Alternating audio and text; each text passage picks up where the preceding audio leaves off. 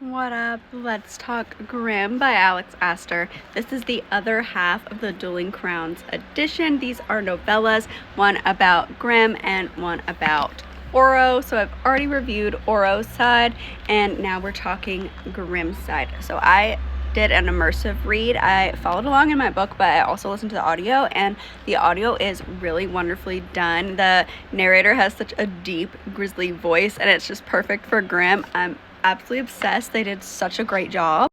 This story gives us an insight on Grimm's life, him as a child, his relationships with his siblings, and how he came into his power. It's so heartbreakingly tragic, and part of why I love Grimm's character so much. He was put through so much already as a child, and already kind of had it settled within himself that he was not going to be the one.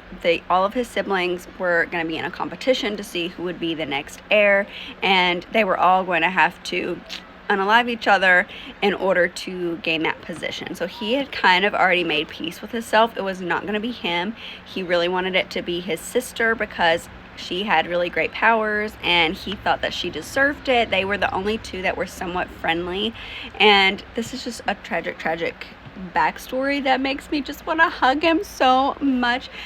This is recommended to read, I believe, after book 4 in this series, Crown Tide, but this is a series of novellas, and like I said, we start with his childhood, and we really see his loneliness, see how he came into power, his relationship with his family, his father, which is also a really complicated relationship. We definitely have some daddy issues here, and we get to see Grimm's interactions with Isla for the first time, as well as how that relationship progressed.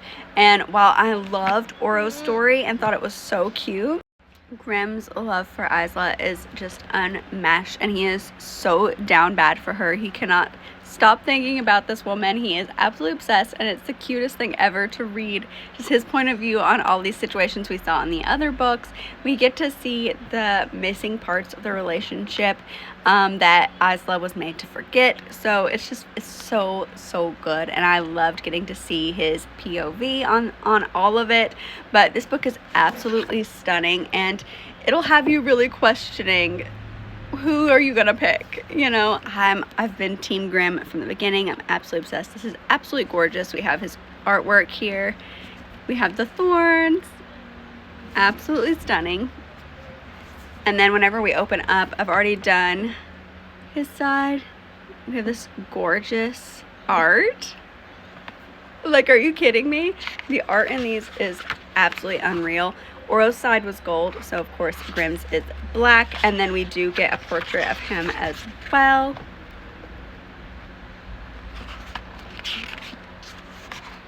Stunning. Absolutely stunning.